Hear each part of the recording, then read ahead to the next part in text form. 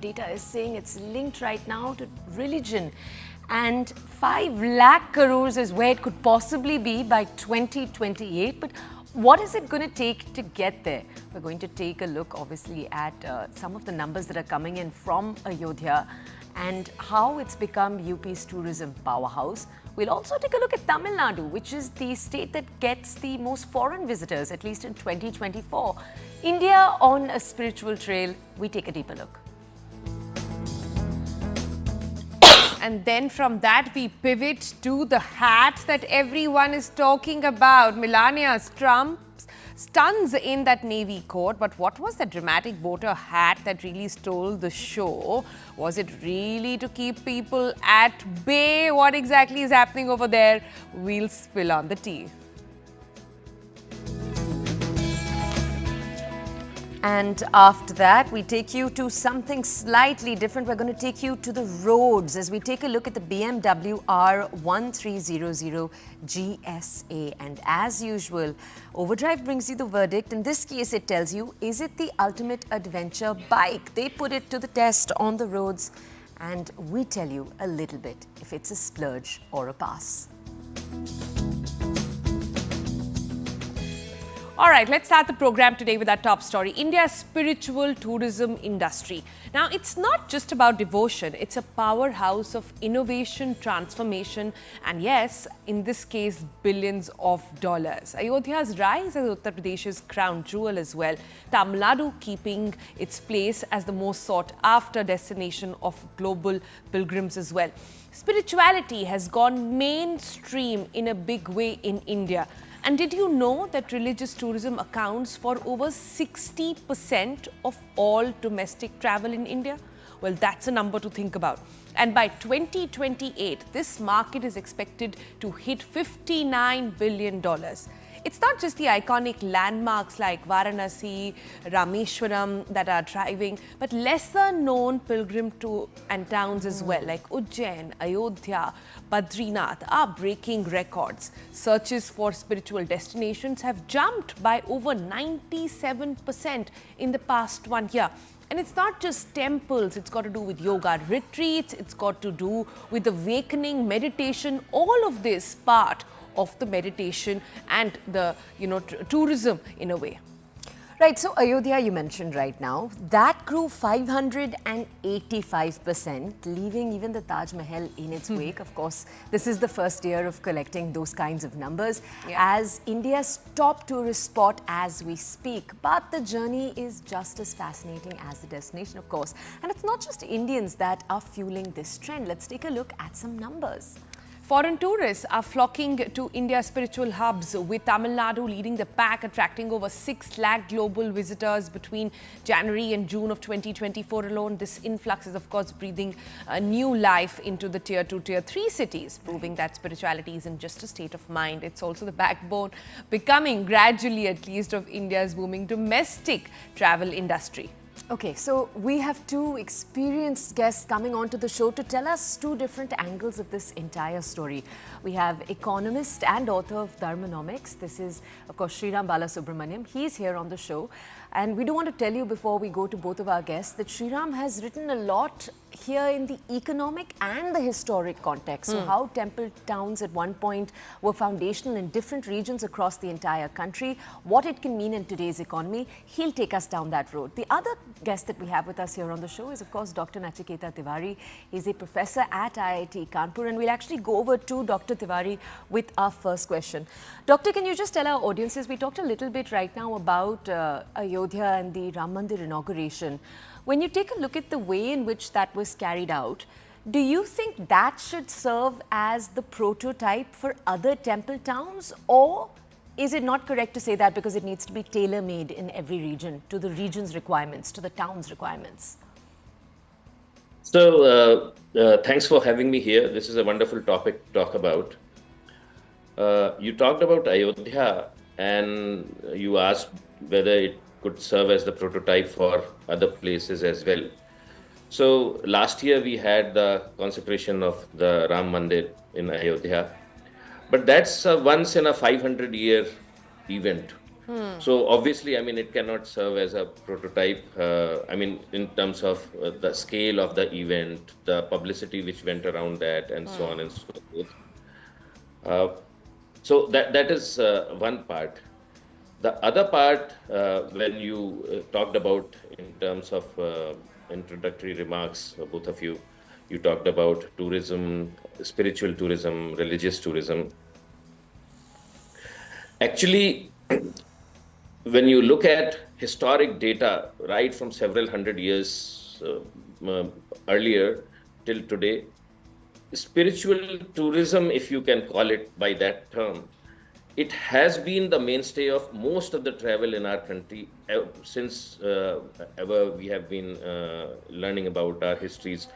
We see from records of Fahian and Hyun Sang that actually Hyun Sang writes that I want to travel to India, to Prayagraj, to touch the waters of Ganga. So it's not just people from within our country who are coming here, but people from across different parts of the world. They have been congregating to places in our country. He went to Thaneshwar and several other places, not just Prayagraj. I mean, so this habit has been there in context of our country since a very ancient time. And it's just that in post Ayodhya, we are just waking up to it because we are just realizing that, oh, there are crores and crores of people who are traveling across the country. And this is the most important reason they think when they want to travel. So, Yeah, you're right in a way that it's always been part of our culture in a way, and Sriram Balasubramanian come in on this one. But something has changed, no? Something has changed in the way we look at spiritual tourism. If you look at wellness becoming so central to part of our lives, like I said, it's not just for religious reasons, it's for meditation, it's for finding inner peace, it's for a yoga retreat. People and younger people in big cities are actually doing more and more of this. It's almost become cool to do spiritual tourism. Sriram, can you give us a background into how this landscape has perhaps changed and what brought this change about? Thank you. Thanks again for inviting me for this show. It's quite nice to be here. And of course, it's a very important topic. I think like what the professor had said, that this has been, my argument has been that this has been there for thousands of years. This is the dharmic way of life. In its modern manifestation, you're seeing it in various forms and various avatars of, yeah, if you can put it that way. Because probably say 500 years back, people would go physically to these places en masse to attend a variety of festivals, and that is even more intrinsically driven in our society because we're so culturally driven that a lot of our economic choices, especially at the discretionary spending level, which is basically non-essential spending, is largely driven by all the festivals and events that we have through the year. Unlike the West, for example, much of the entire sort of expenditure spend, shopping spree is through the Christmas sort of, and Thanksgiving period.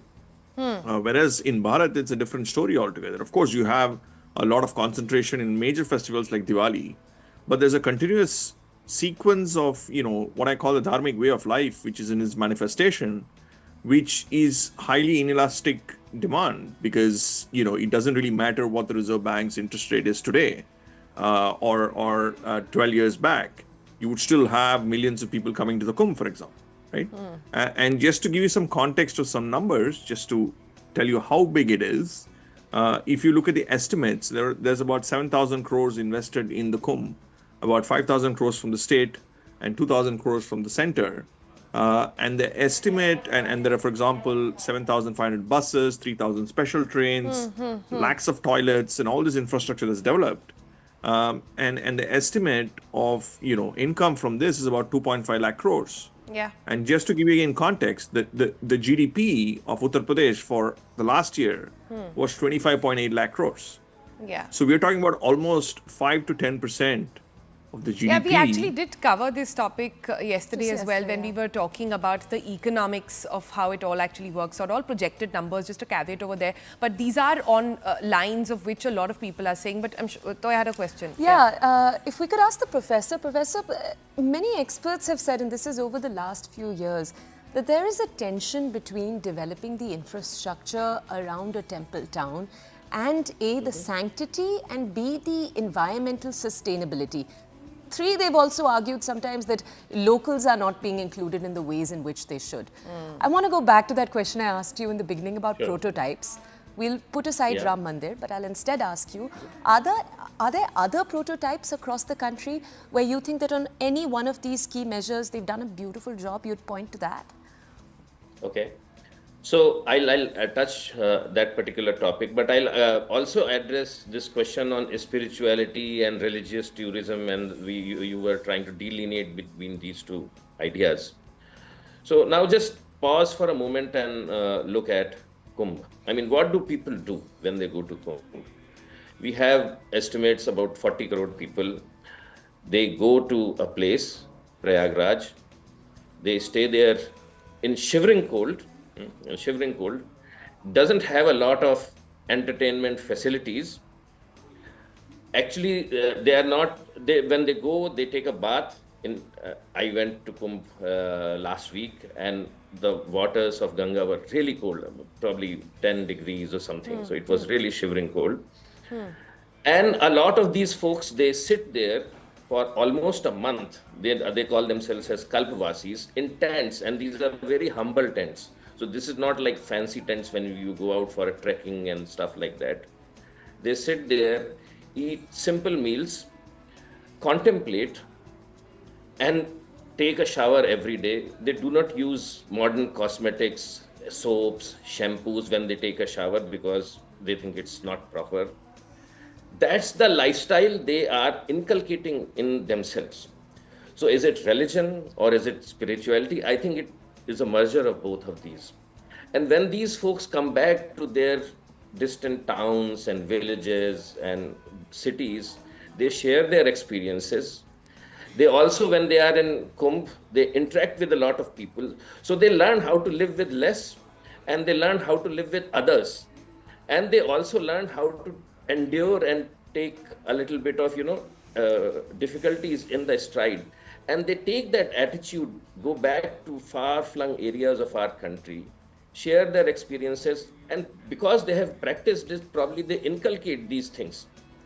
So I think this is a very unique way of talking about environment, where 40 crore folks can come, do things in a sustainable way, go back, and again proliferate their ideas and new things which they learned to the larger communities of Bharat. So that is one. That is the prototype. And I think that prototype works even today for other quote-unquote temple towns, because most of these towns, you go to a mandir, you don't have a lot of, there's not a lot of paraphernalia that you have a lot of complicated stuff. Basically, you take few leaves, few flowers, a little bit of rice, a little bit of water, pour it or offer it to the murti, come back. That's all you do. I mean, when you look at it from 60,000 feet level or 40, that's all. But ingrained in that habit is trying to understand and develop an attitude that, oh, I'm just one little speck out of these 40 crore folks. So it also inculcates a sense of humility. I'm a part of this larger cosmos, and so on and so forth. So I think that addresses both these questions, which I think Toya talked about. Yeah, Sriram, can I turn the leaf on this discussion a little bit and sort of get your opinion on how, in this case of spiritual tourism, it is actually one of those things which ties in our history very beautifully with what's happening currently. A lot of younger folks, like I said, a lot of folks from big cities are making these travels. It's not your traditional sort of trek and pilgrimage, as one would call it. Like when we were growing up in the 90s, people would take a pilgrimage. People going to Vaishno Devi was one of that. Now it's become travel and spiritual tourism. Is there a change that you can sense in this? Yeah, definitely, right? Because as you know, as when we are growing up, like you mentioned in the 90s, India's income levels are far lesser. So our, the opportunities that you have when you go to a particular place were fairly limited, right? The things that you could do, the support infrastructure, right? So, for example, today you can travel from any place, literally in India, in Bharat, to various even tier 2, tier 3 cities very comfortably. I mean, you can take a flight, and go to these places.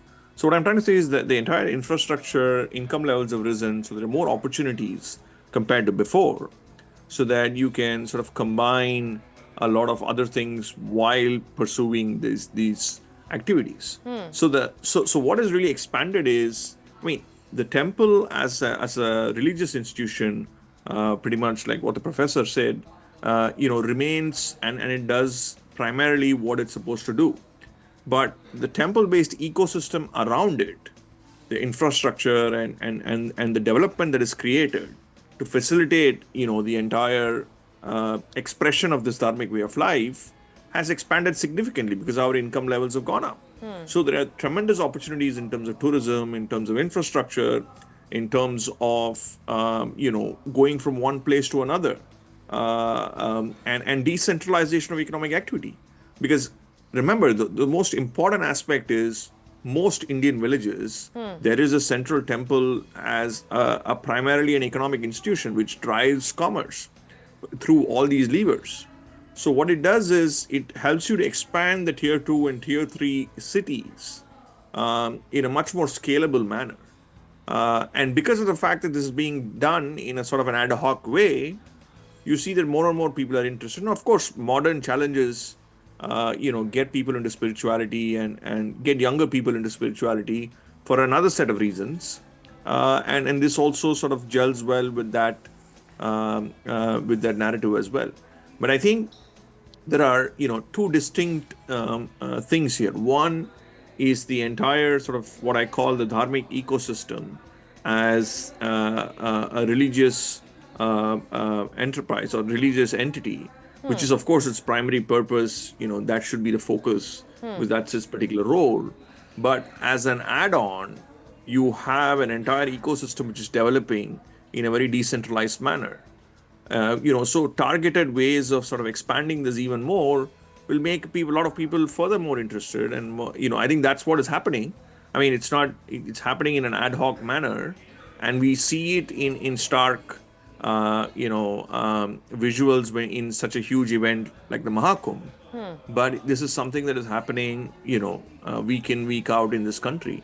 And that, is a very important factor. Especially in the entire informal economy and non-urban economics, structures, this plays a very important role. Sriram, can I ask you, in interviews, you've sometimes said that the potential here is essentially that you could create, in the US you have college towns, you could create something like that in the country. Right now, you said, it's sort of done in an ad hoc manner. And another thing you've said, in interviews past, is that the other thing that needs to change is data collection. There needs to be more data around such events. This was before the Maha Kumbh took place. This time when the Maha Kumbh has taken place, have you thought that has changed? Do you think more needs to be done? And if so, how? How can we make data collection better here? Yeah, that's a very important, thanks for your observations. I think that has been something which I've been, pushing and sort of nudging policymakers to think about. See, the Maha Kumbh is a unique experience, right? I mean, it's a 45-day period. The entire world is looking at this. There are millions of people coming. So, the approach to such an event is different. Of course, it's done in such a mammoth, spectacular way, and much credit for the administration for pulling this off.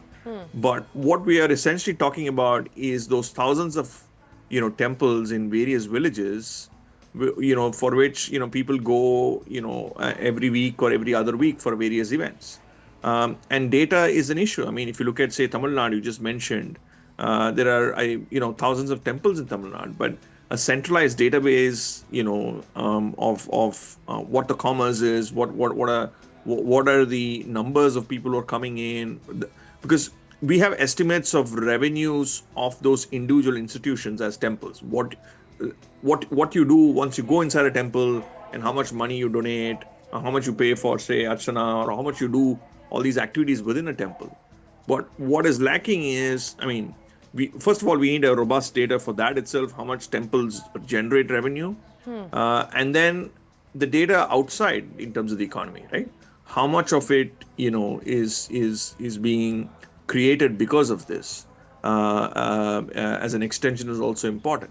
And lastly, on the point of temple towns, of course, I mean, I think any society should aspire to have university towns, like, for example, other developed countries, and that's something we are, continuously aspiring towards, providing world-class institutions. But when you already have established institutions like this in place, you might as well make use of them in terms of commerce, and how it can drive commerce as well. And I think targeted sort of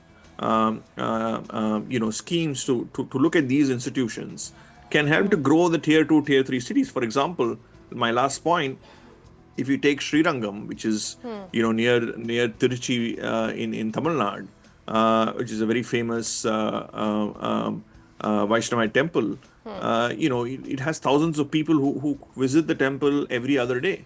But the town is determined by the temple and its ecosystem.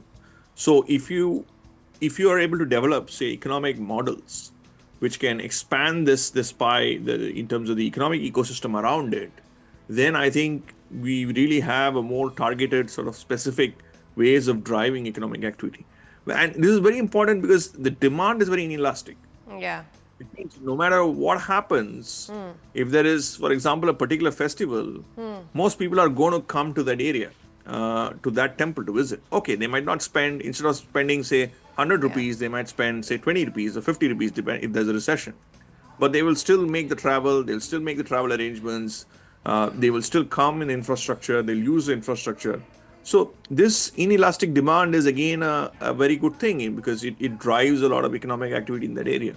So I think there's a lot of work that can be done, but yeah, starting off data I think is very important, and then more sort of targeted things. And I try to flesh this out a bit more in my subsequent book, which hopefully I will discuss with you as well the next year. All right. Sriram Balasubramaniam. Actually, I'd like to add to... I'd like to add a point quickly, to Dr. what, Tiwari. Surely. Which Sriram mentioned, that not only is this demand inelastic, but a lot of this demand is local in nature. So you require certain things which are produced locally. And if you bring in stuff from far off areas, then it doesn't fit into that ecosystem.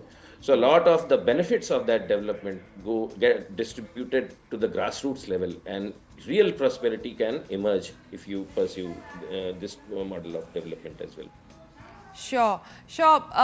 Then, Dr. Tiwari, can we sort of ask you this and expand this to beyond when we talk about spiritual tourism? Like I said, the definition is not just temple towns, right? The definition is actually a lot of other yoga retreats, there are mindful centers, and like I said, it's becoming more modern, it's becoming more inclusive of people who expect a particular level of premiumness, etc. So is all of that also showcasing in other towns? And isn't that also an opportunity to bring tourism to places like, say, Coorg, or say Rishikesh, or say Ajanta Ellora, or say down south as well, where these retreats are being set up? Yeah. I mean, absolutely. I mean, that's a no-brainer that there's a group of people who are a little more affluent. They have more money to spend. They have certain different sets of requirements. So they want certain sets of experiences. So if you want to develop, or if the government is interested in developing that, those types of facilities, or facilitating that kind of a development through engaging private sector, that should be done. And I think a lot of that stuff in that direction is already happening. A lot of organizations like Art of Living or Sadhguru's organizations, there are several organizations which are actually driving development in this particular area. That is happening, and I think it's happening very organically. I mean, no one is forcing that thing. But in the larger scheme of things, the number of people who belong to that particular club is still extremely small, because we are still economically at a macro level. We are nowhere near even South Korea, for that sake, forget United States. So that is there, but I think most of the activity is happening in places like Kumh, and in places, and it involves people who are not that much affluent. So that is the reality, and we have to develop in both these directions. I mean, there's no A or B, or A versus B, or something like that. So that's there. All right, this has been such an extensive discussion. Professor Tiwari, Mr. Balasubramanian, thank you so much for joining us. Several areas where we know we need to grow, and several areas where we know things are doing beautifully. Different temple towns across the entire country. This has been an extensive discussion. We're going to head into a quick break. On the other side, we're going to be taking a look at on the road. What is the vehicle overdrive is taking a look at right now? It's a motorcycle. They're going to bring you the verdict on the BMW R 1300 GSA. Overdrive tells you whether or not you should go for it.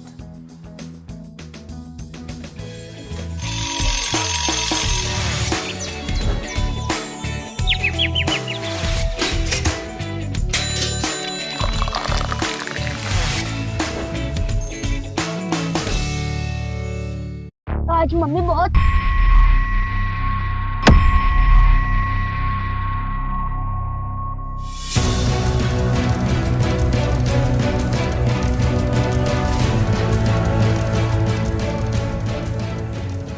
Ladies and gentlemen, please welcome the 47th President of the United States of America, Donald J. Trump, accompanied by the First Lady, Mrs. Melania Trump.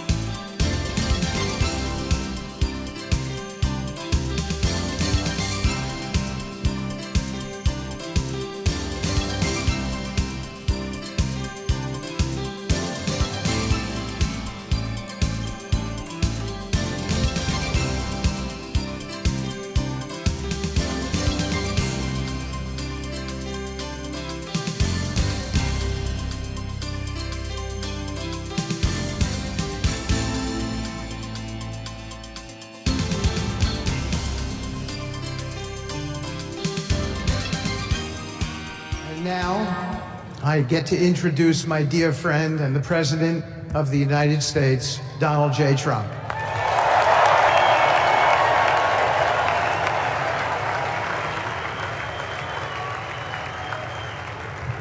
Thank you very much, everybody. Appreciate it.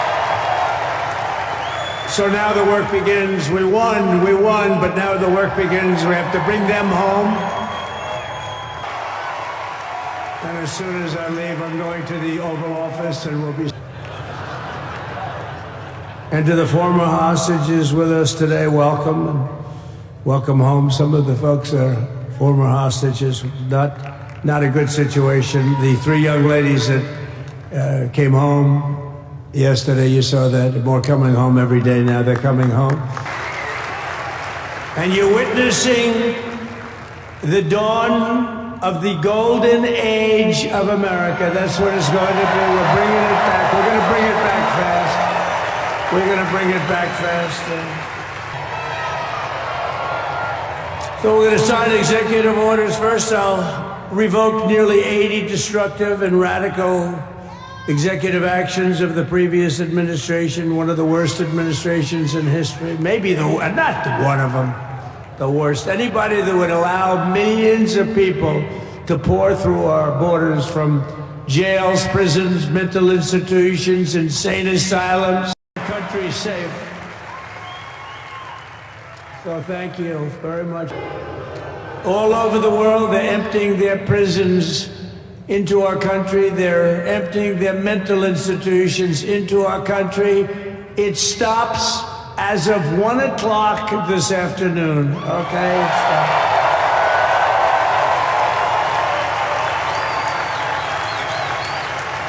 So I'm revoking nearly 80 destructive, radical executive actions of the previous administration. They'll all be null and void within about, what, 5 minutes? Is that them over there? 5 minutes? And next, to gain immediate control of the vast federal, out-of-control bureaucracy, I will implement an immediate regulation freeze which will stop Biden bureaucrats from continuing to regulate. Most of those bureaucrats are being fired. They're gone. Yet. We're not finished yet. We got a long way to go. Next, I'm going to sign a presidential memorandum directing every member of my cabinet to marshal every power at their disposal to defeat inflation and rapidly bring down the cost of daily life, because your costs have gone through the roof in the last 4 years. Perhaps you didn't notice. Does anyone notice their costs are like double, triple, quadruple? You can't buy. You don't have any empty seats. And by the way, the Capital One owners. But I'm immediately withdrawing from the unfair, one-sided Paris Climate Accord ripoff. The United States will not sabotage our own industries while China pollutes with impunity. You know, China. Thank you. But to stop the weaponization of law enforcement and our government, I will also sign an order directing every federal agency to preserve.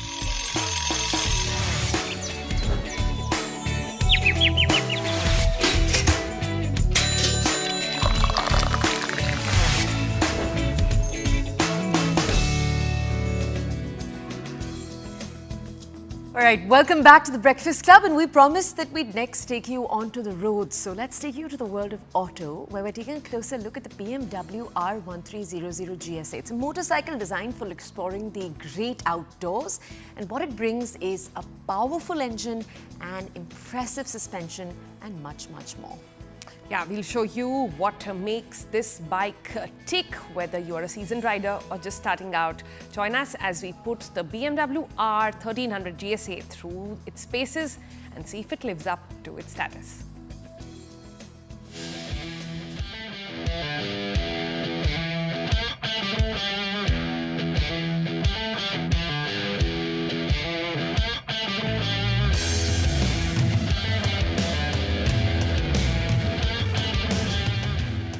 We are in the sun-soaked Malaga to ride the new BMW R1300 GSA. You've already seen the GS version of this. We rode it back in Ladakh, but here it's going to be a little different. We are going to take this motorcycle all the way to the southern tip of Spain. We are taking the long way round, and it promises to be quite exciting. BMW's R1300 GSA isn't just another adventure bike. It's an imposing piece of engineering built to stare down the toughest terrains with a smirk. While it maintains the iconic GS silhouette, the design has evolved with more aggressive, boxy lines. We've all made our jokes. We said, yeah, it's got a bit of that Pan Am inspiration. Well, you know what? Let's just throw all those jokes out of the window, because now that I'm seeing it in the flesh, honestly, I'm blown away. The form, yes, sometimes it feels like it's inspired from the old BMW GS Key, because the new one's gone a little diamond shape. The old one looks a lot like that with the tank and the horizontal lines that you see. But yeah, when they say that it was inspired by a Swiss knife, I kind of agree, because it's not just the form but also the function that makes it very much like a Swiss knife. Now, what differentiates the GSA is everything that contributes to that imposing stance. So what you get primarily is the big, massive 30-litre tank. That's been the traditional GSA thing. You also get longer suspension travel compared to the GS. You're also going to get a longer subframe. Both are running aluminum subframes for that lightweight, but this one's going to go longer to give you a bigger pillion seat and to also give you better luggage mounting points and better load-bearing capacity.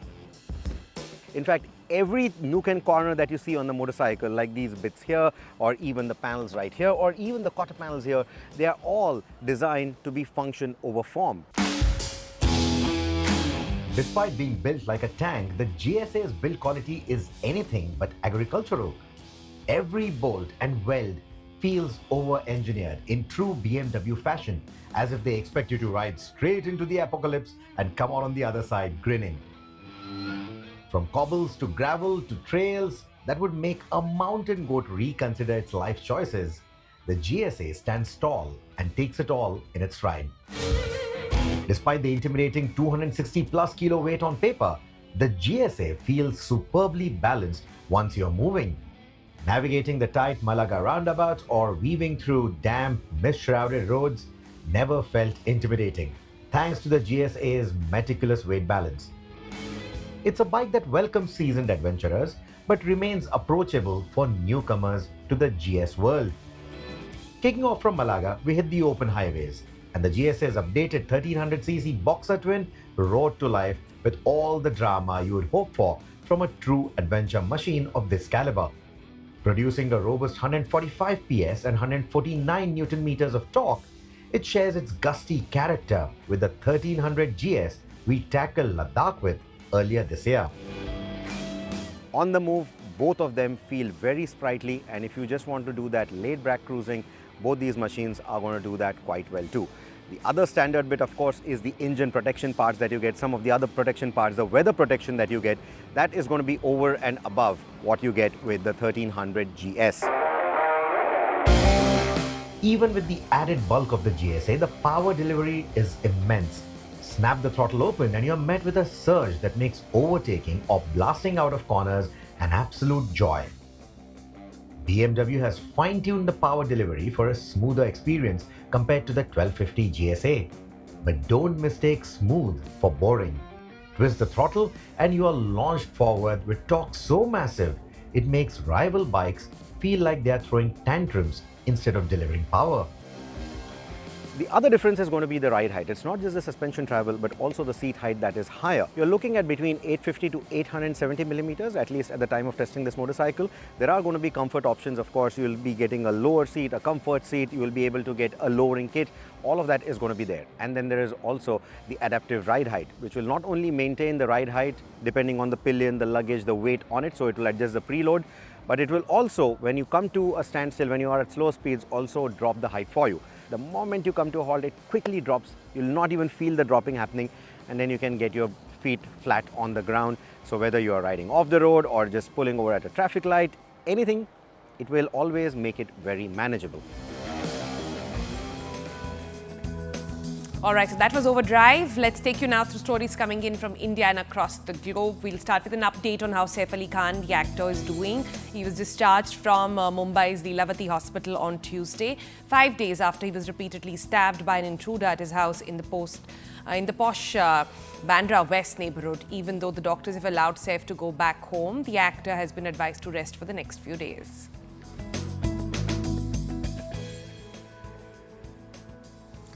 And on your screens, you're looking at External Affairs Minister S. Jaishankar participating in the first Quad meeting held after Donald Trump took oath as the country's 47th president.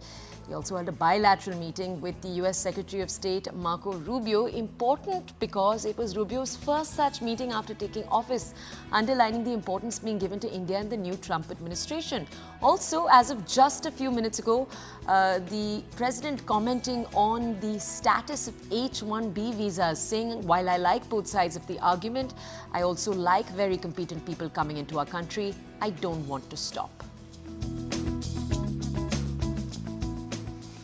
US President Donald Trump said he was open to billionaire Elon Musk buying social media app TikTok if the Tesla CEO wanted to do so. The short video app, used by 170 million Americans, was taken offline temporarily for users shortly before a law that said it must be sold by its Chinese owner, ByteDance, on national security grounds or be banned, took effect on Sunday. TikTok remained unavailable to download on Apple or Android devices in the United States on Tuesday afternoon.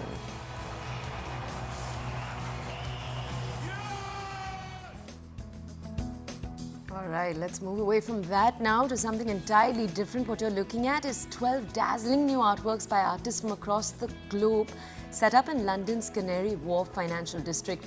This is the annual Winter Lights Festival that's taking place there. The lights bring a glimmer of light and illumination to the grey and wintry cold British capital. Artworks included a towering stack of bathtubs pulsating with lights and sound. That's what you're looking at right now.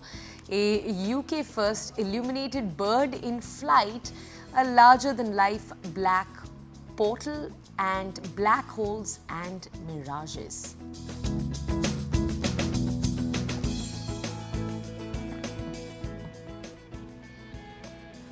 Brazilian revelers dressed in white and blue participated in a procession in the city of Bahia on Thursday to honor the Lord of Bonne Femme. The Salvador's most traditional festival blending Catholic faith with religious synergies, where participants, mostly dressed in white, walk 8 kilometers from the church in a vibrant procession, according to the Cultural Department of Bahia.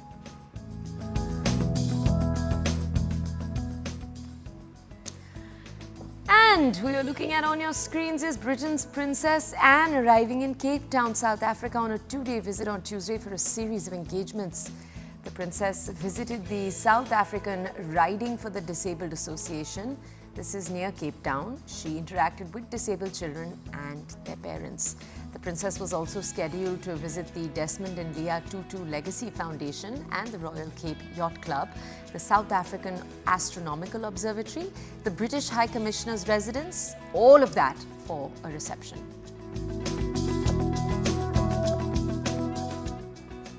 Louis Vuitton's men's creative director Pharrell Williams drew his audience to a rare courtyard of the Louvre Museum after dark for a fall-winter catwalk show on Tuesday, kicking off Paris Fashion Week with a lineup of jazzed-up streetwear. Models strode around the set to marching music, parading chunky wool suits, short bomber jackets, leather Bermudas and coats in pastels, autumn tones and psychedelic renditions of the brand's signature logo pattern.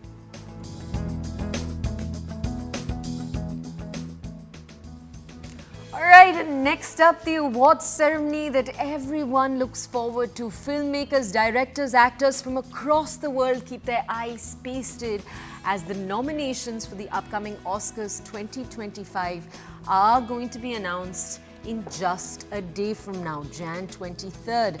Recently, the Academy had announced this on social media. They revealed the nominations will actually be presented by actors Rachel Sennott and, of course, SNL's Bowen Yang. Now, the Oscar nominations were previously scheduled to take place on Jan 17th. They were postponed due to the devastating Los Angeles wildfires. Of course, remember, we in India have our fingers crossed. Will we see All We Imagine as Light nominated in categories? That's obviously the very exciting question. Right, those were stories from across the globe. But on the other side, we will take you to the story that's got everybody talking about a particular hat. And yes, it is about Melania Trump. We'll tell you all about it. Stay tuned.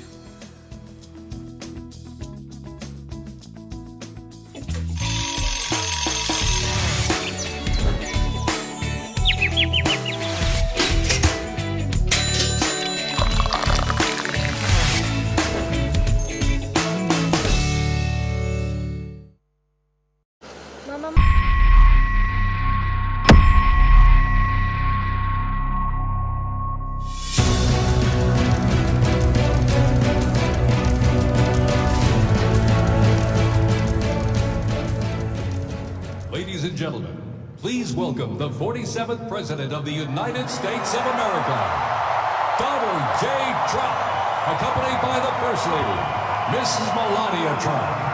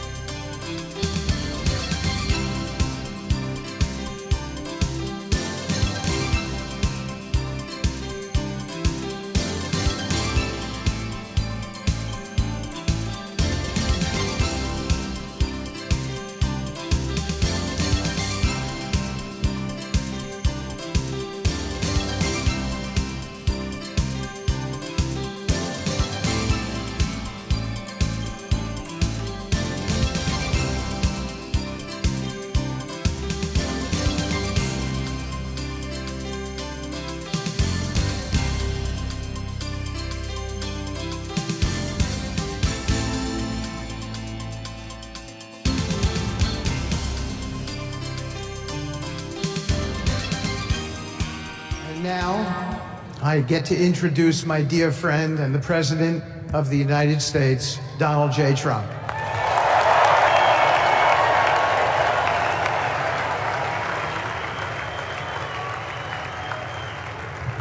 Thank you very much, everybody. Appreciate it. So now the work begins. We won, but now the work begins. We have to bring them home. And as soon as I leave, I'm going to the Oval Office and we'll be a good situation. The three young ladies that came home yesterday, you saw that. More coming home every day now. They're coming home. And you're witnessing the dawn of the golden age of America. That's what it's going to be. We're bringing it back. We're going to bring it back fast. We're going to bring it back fast. So we're going to sign executive orders. First, I'll revoke nearly 80 destructive and radical executive actions of the previous administration, one of the worst administrations in history. Maybe not one of them, the worst. Anybody that would allow millions of people to pour through our borders from jails, prisons, mental institutions, insane asylums. The country's safe. So thank you very much. All over the world, they're emptying their prisons into our country. They're emptying their mental institutions into our country. It stops as of 1 o'clock this afternoon, okay? It stops.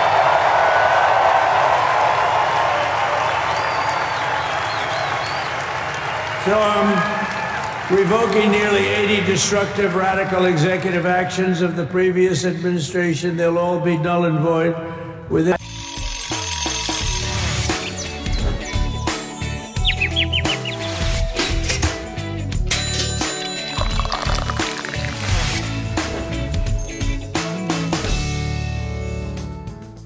Welcome back. You're watching The Breakfast Club. Now we take you to a story that's got everybody talking about the inauguration. It was not this speech. It was actually Melania Trump's head-turning hat, quite literally, at the inauguration day. It was a custom Adam Lopez navy coat paired with an ivory blouse. But a dramatic boater hat by Eric Javits quickly became the centerpiece of her look, sparking widespread online buzz, both positive, negative, lots of comments there. Right, there's a section of the Democrats and maybe the Democratic media with a lot of conspiracy theories, some fun ones, some saying that her hat was a homage to the South American guacho hats. It was a silent statement against her husband's statements on migration. A lot of that obviously just speculation, not concrete in any way, but it's drawn comparisons to Carmen Sandiego. Others lauded it as elegant, different, and dressing for the female gaze instead of the masculine one. Another very interesting take. Yeah. But let's take a look very quickly at what Shosha has to say.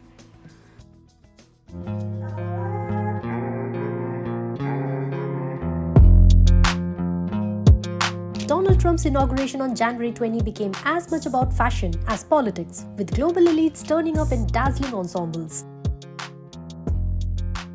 Among the most eagerly anticipated appearances was that of First Lady Melania Trump, whose outfit choices have consistently captivated fashion enthusiasts. For this historic day, Melania delivered a striking look that embodied her signature First Lady style, sharply tailored paired with sleek heels, along with an eye-catching headpiece. She stepped out in a custom-designed Adam Libs double-breasted navy coat paired with a matching skirt and an ivory blouse. Her look was accessorized with black leather gloves, navy suede Manolo Blahnik heels, and a bold white-brimmed boater hat that stole the spotlight. The hat, adorned with a cream ribbon, was a statement piece that added intrigue and drama. Her fit spoke volumes about her love for dramatic hats, while adding an air of mystery to her appearance. The white brim and contrasting cream ribbon of the navy hat directed attention upwards, even as it shielded her eyes. The hat alone became an internet sensation. Social media erupted with comparisons, likening Melania to characters like Carmen Sandiego, Al Capone, and even the Hamburglar. One user hilariously wrote, "Melania looks like she's about to one-shot you with her hat in GoldenEye 007. While the memes ran wild, many also admired the hat's sophistication, praising her bold choice as uniquely Melania. Interestingly, Melania's decision to work with Adam Lips and millionaire Eric Javits, neither household names like Ralph Lauren, whom she wore for her previous inauguration, added an unexpected twist. Her pivot to lesser-known designers emphasized her knack for curating impactful yet surprising looks. Once again, Melania Trump proved that her fashion moments at inaugurations are anything but ordinary. What's your take on her unforgettable style?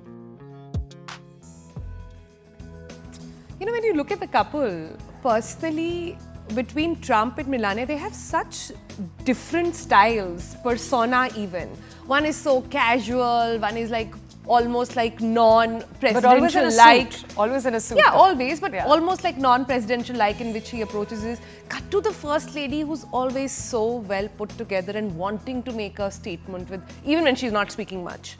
No? And yesterday, I think what was lovely to watch was Usha Vance also putting forward some very, very coordinated outfits. Yeah. So you have now maybe a first lady and a vice president's first lady, both of who will be wearing very, very, very put together pieces. Okay, we're going to take you very quickly to something slightly different. We'll just move on.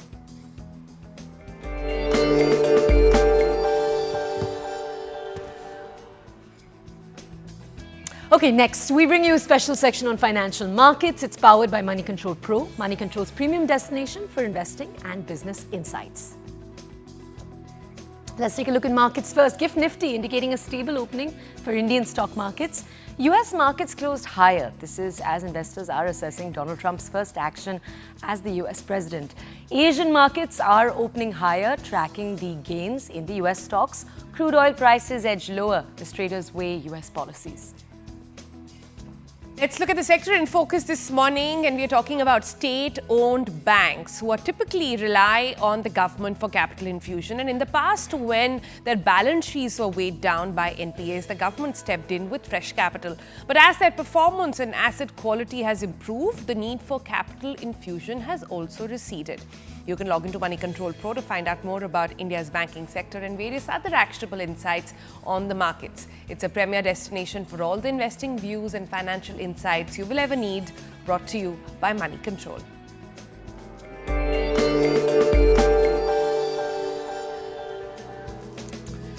All right, with that, we're drawing today's episode to a close. We spoke about fashion, tourism, and a lot of other stuff. What are we doing tomorrow? Spirituality, yes. What are now we we're going to be heading tomorrow? into a break, but on the other side, tomorrow we're going to be taking a look at students and the decisions they're now making. Does the US remain the hot choice for everyone? With all of the recent controversies around immigration, has that now changed? We'll be talking to some of the country's top college advisors just to understand a little bit more on that scene. For now, though, that's all that we have for you here on the show. See you tomorrow. Bye.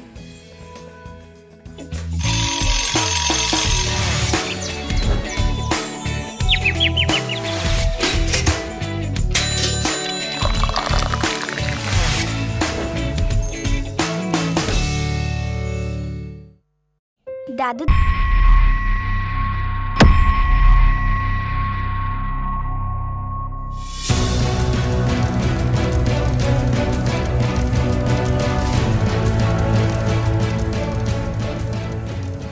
Ladies and gentlemen, please welcome the 47th President of the United States of America, Donald J. Trump, accompanied by the First Lady, Mrs. Melania Trump.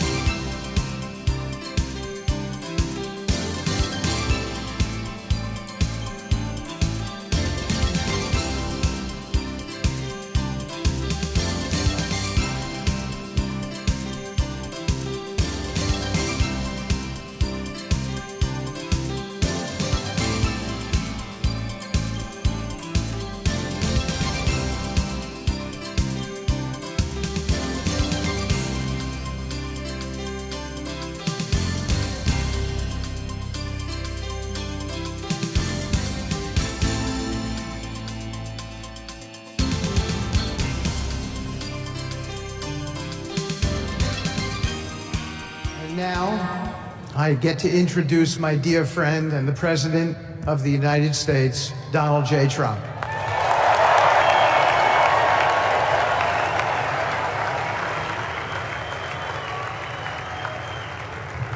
Thank you very much, everybody. Appreciate it. So now the work begins. We won, but now the work begins. We have to bring them home. And as soon as I leave, I'm going to the Oval Office and we'll be... And to the former hostages with us today, welcome. And welcome home. Some of the folks are former hostages. Not a good situation. The 3 young ladies that came home yesterday, you saw that. More coming home every day now. They're coming home. And you're witnessing